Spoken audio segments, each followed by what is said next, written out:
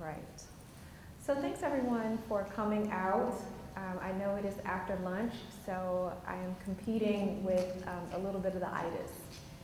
So hopefully we can have share some really interesting information with you today to get your juices flowing with regards to how we can address maternal health outcomes in our state. So the title of this presentation is Improving Maternal Health Outcomes, A Path Forward. My name is Dr. Carla Willis, and I am going to tell you a little bit about our new shop called Performance Management, of which I am the director. So I'm sure you've seen this slide several times before, but just as a reminder of why we do this work and why we're here today. So our purpose at DCH is shaping the future of a healthy Georgia by improving access and ensuring quality to strengthen the communities that we serve. So it is very much servant work, really trying to ensure that our members get the best health care that we can offer. So a little bit about performance management. So we are a brand new office. I was the first hire on August the 1st, 2024. And we are working to actively drive improvement in health outcomes in the direction that we collectively want them to go. So we support the larger purpose of DCH, which you've already seen. But specifically for our shop, our purpose is to apply rigorous performance management models to drive improvement in maternal, behavioral, and chronic health outcomes by maximizing care management, addressing social determinants of health, and reducing health disparities for the Medicaid population. So we have a tall task in front of us, but we are a small, mighty, and efficient team, well equipped to get the work done. So here's a little bit about what we do. So if we can try to be concrete. So we actively monitor and help to manage CMO contract performance, thereby ensuring adherence to the terms and conditions in those contracts. We research, design, deploy, and scale innovative solutions to drive improved outcomes for the Medicaid population. And then we evaluate the success of those initiatives using advanced data analytics and artificial intelligence. So a little bit about how we do this amazing work. So all of our work relies on collaboration. So we physically sit outside of the Medicaid assistance plans. So it's really imperative for us to make friends, and we do so intentionally. So we collaborate both with units within MAP, and we also collaborate heavily with our OPI unit, so the Office of Analytics and Program Improvement. We walk around like a bunch of weirdos with the contract. You know, the contract is our Bible. And so in that regard, we do this work by making sure we can enforce regulatory compliance. And then finally, and probably the most exciting parts of this work, is that we get to do data stuff all day. So we use a lot of data science principles and analytics, and we have folks who are trained in research and evaluation to kind of help bring together and identify different solutions that'll help us move the needle forward. So to get into why you are here today, we have been focused like a laser on understanding what's going on with our maternal population, understanding kind of where we are starting, and then being bold and audacious about where we want to go. So Georgia Medicaid pays for nearly half of all of the deliveries in our state. And I've given versions of this talk before, and it's usually like, really?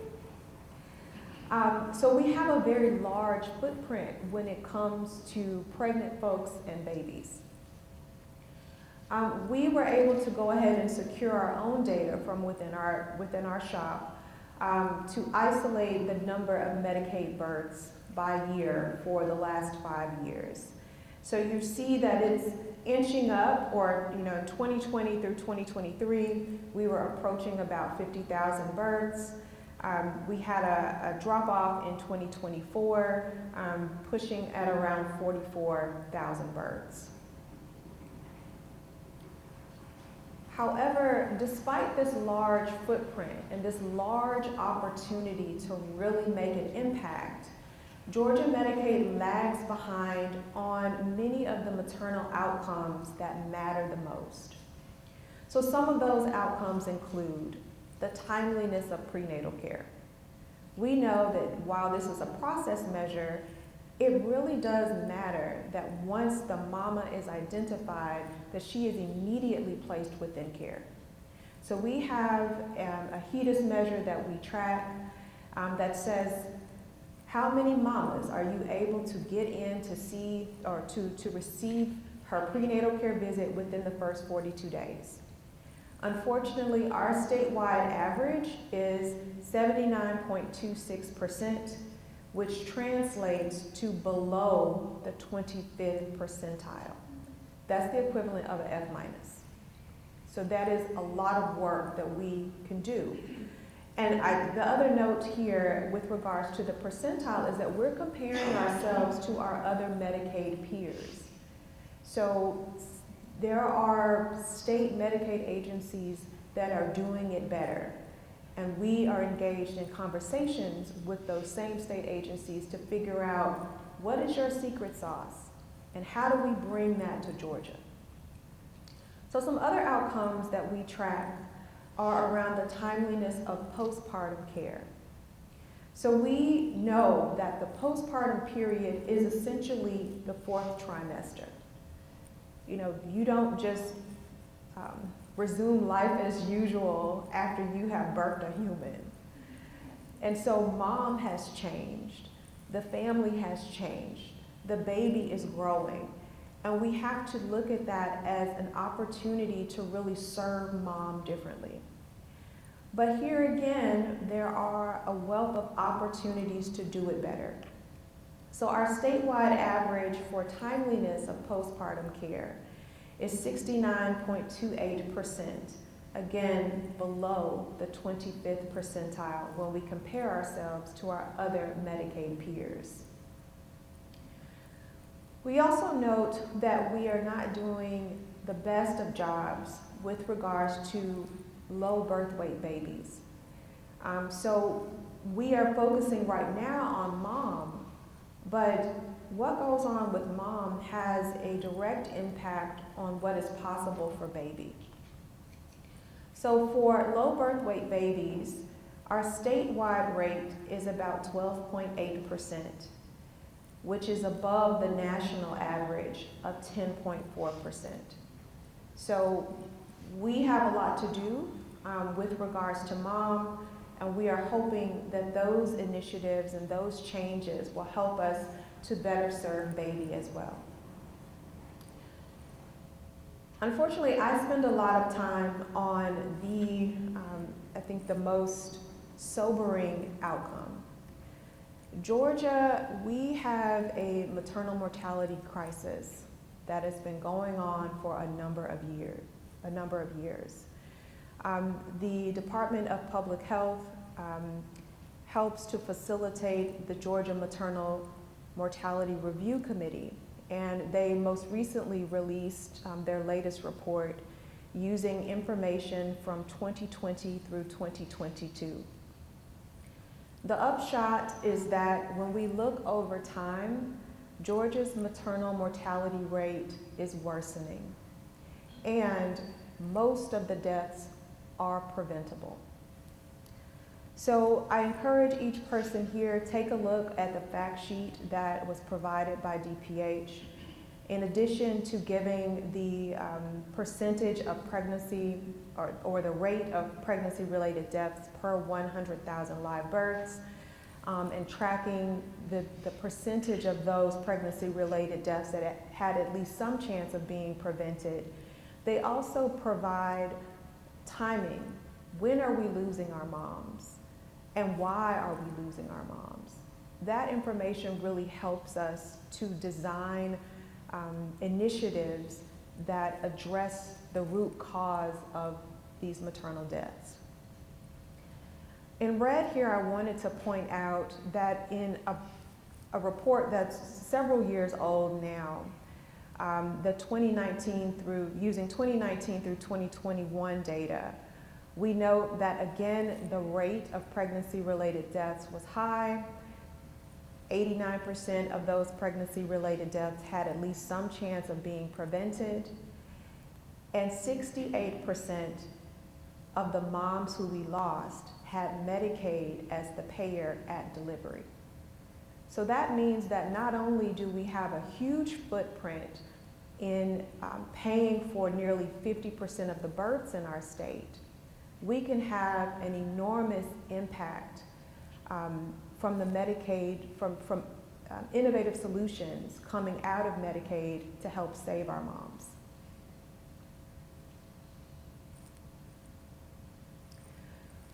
And so the last part of this presentation gives some sense of what we are talking about. How do we get this done?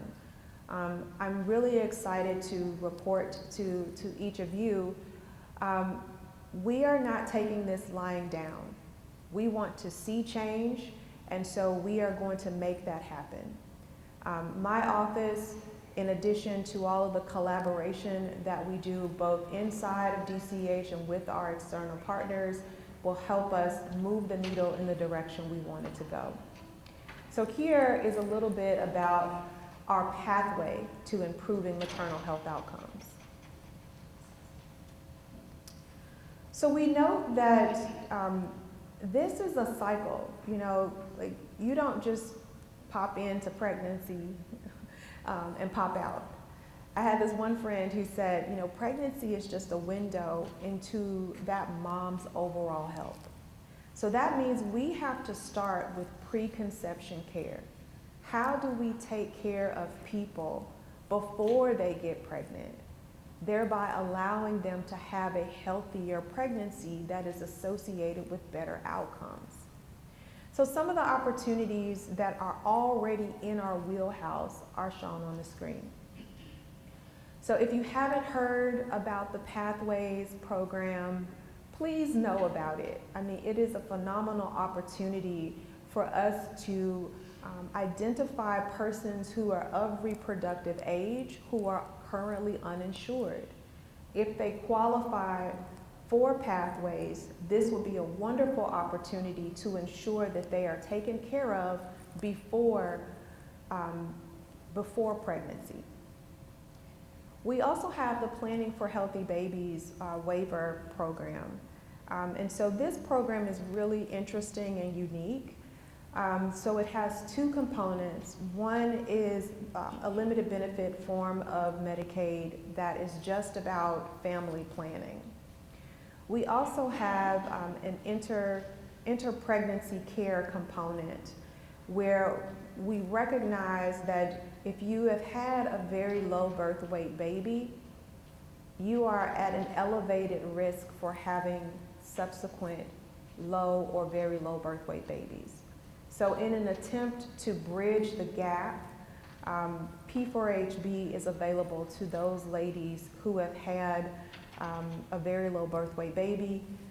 It provides them with coverage for the span of 2 years, trying to make sure that there is not a drop-off in the services rendered between pregnancies. What we have done within DCH is really think about individual populations. And by thinking about them in these ways, it allows us to design performance improvement projects that are tailored for these populations. Those projects are associated with distinct quality metrics. And then we're able to hold persons accountable by relying on that regulatory compliance function of the PMO and of MAP. We are also looking at innovative approaches. So what is the degree to which we can use value-based purchasing to change the incentives? We also note the role of health risk assessments in trying to figure out what do people need early.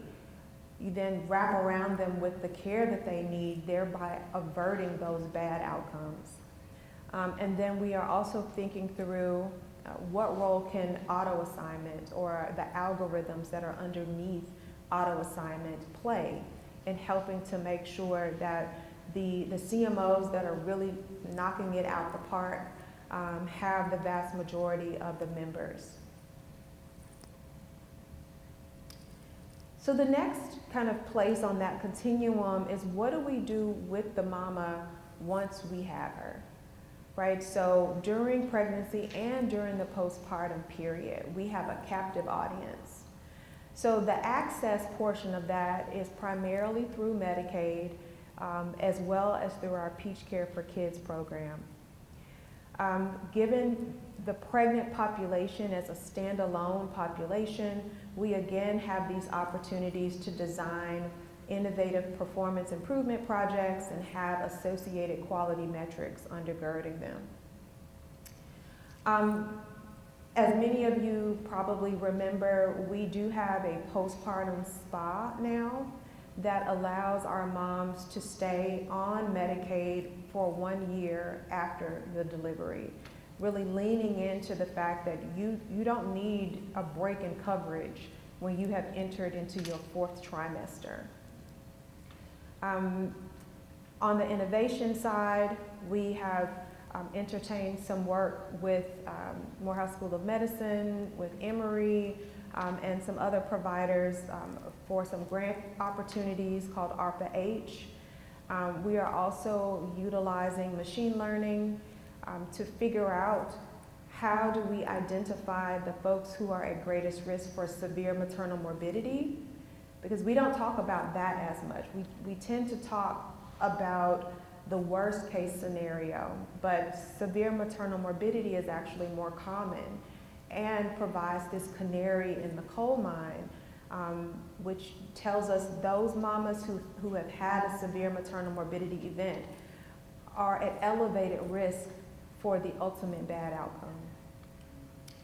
We're also thinking about, how do we pay, and to what extent is that a barrier?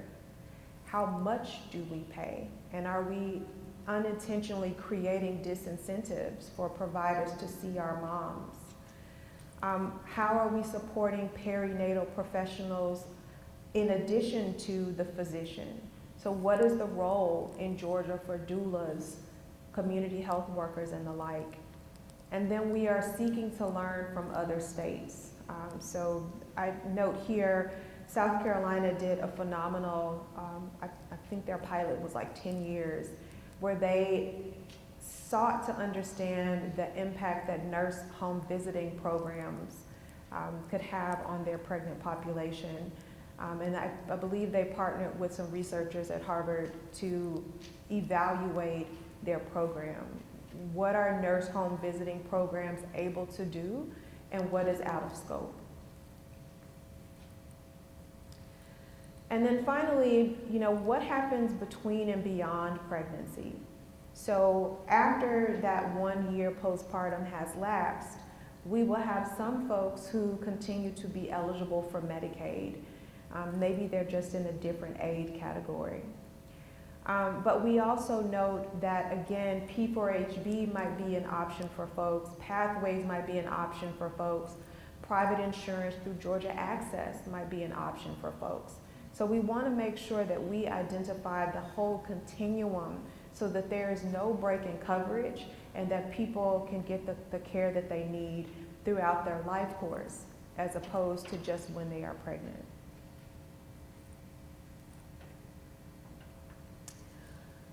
So some other things that we are thinking through and trying to operationalize within DCH is trying to figure out how much of those outcomes and being below the 25th percentile, how much of that is a data capture issue. So the way this works is that if you don't put it on the EHR, we don't know that it happened. So we are having conversations now to figure out, do we need to change the way that we receive information by changing the way that we pay for those information elements so that we can ensure that data capture and documentation are not at the root cause for those low scores. So here I just note some work that happened a while ago from Wyoming Medicaid, where they launched this two-pronged program or two-pronged strategy to improve their maternal health outcomes. So this is all around unbundling the global maternity code. So right now in Georgia, if you are the provider for that mom throughout her care, you are asked to bill at the end, right?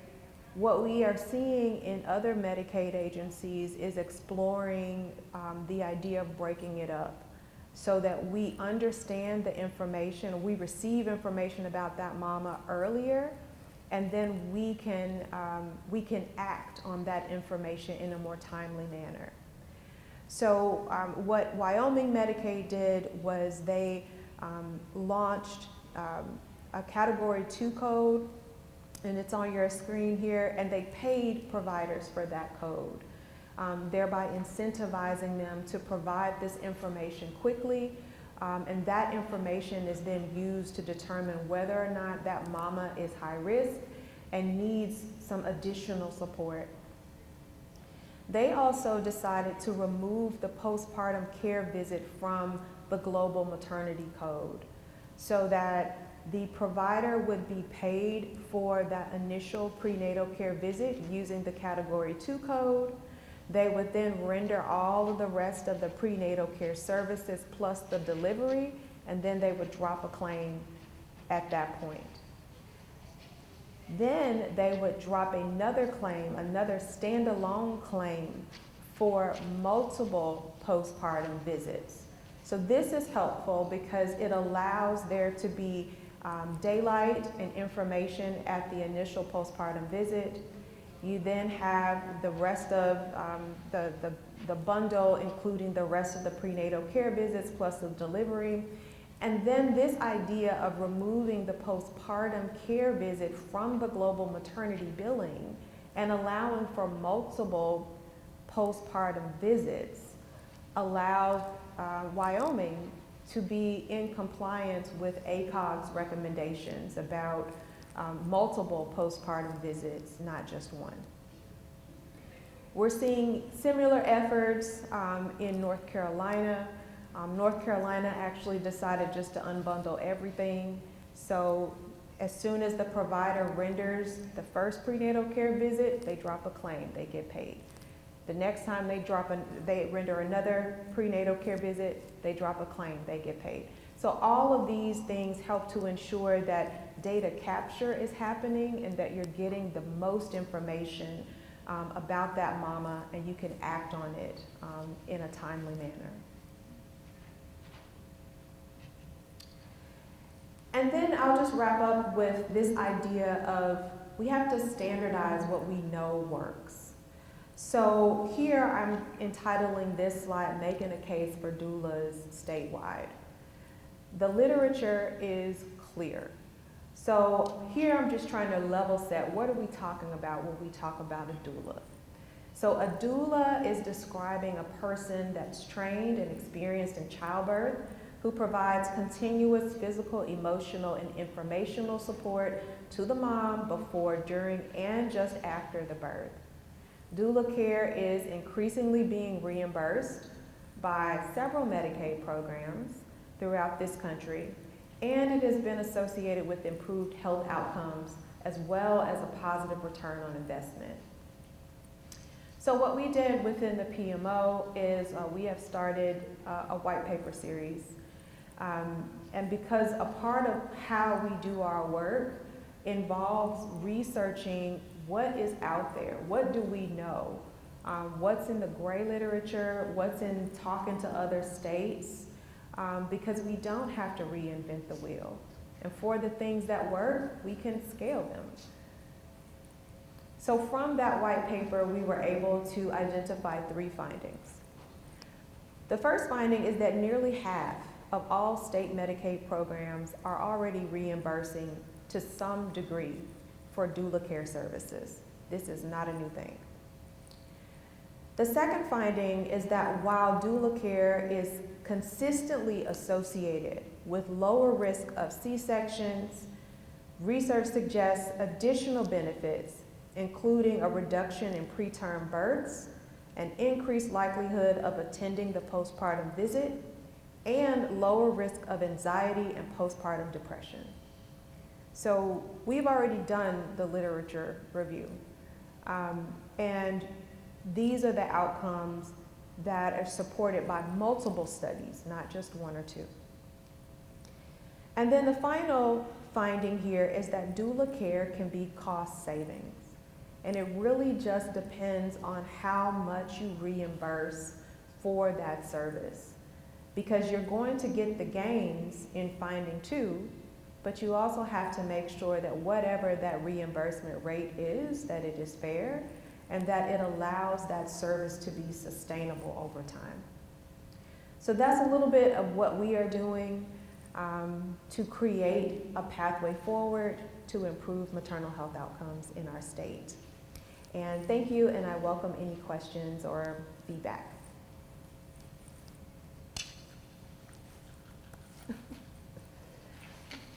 Any questions? All right, well, thanks everyone for your time. And I hope that you have a good rest of the Medicaid fair. Oh, one question. Yeah, sure. How are you going to target the patients or individuals who do not see prenatal care? And what are some of the strategies that you're using to target those individuals? The reason I'm asking, I work in a hospital. So sometimes a lot of our patients who come in to deliver, they don't get the prenatal care for whatever reason. They do have insurance, so they got Medicaid. So what are some of your strategies of improving that to reach that population? Yeah. So we have asked for information from our current CMOs, kind of to your point, right? So we know that there is information that goes over when that mama, particularly for mamas who are coming into Medicaid because of a pregnancy. We are asking questions like, okay, tell me how long it took you to get that mama in your system and get her to her first prenatal care visit. And asking the question has been helpful because it allows them to go back into their own data and say, oh, here's an opportunity for improvement, and oh, by the way, DCH is looking. The notification of pregnancy has been a helpful tool for persons who are already in Medicaid but get pregnant. And so what we're seeing is that there are opportunities to standardize that better. All 3 of the CMOs have some version of that category 2 situation that I was discussing. And it seems like the ones who are really doing a better job have some type of monetary incentive associated with that category 2 code. Because, when there is a physical kind of or tangible incentive associated with it, then you will have people have an incentive to reach out multiple times, right? Or maybe the phone number didn't work, but you can connect with a pharmacist so it's just kind of trying to figure out how do you change the incentive structure so that people will go the extra mile, thereby providing the services before they end up in the hospital delivering the baby. Sure. All right. Thanks, everybody.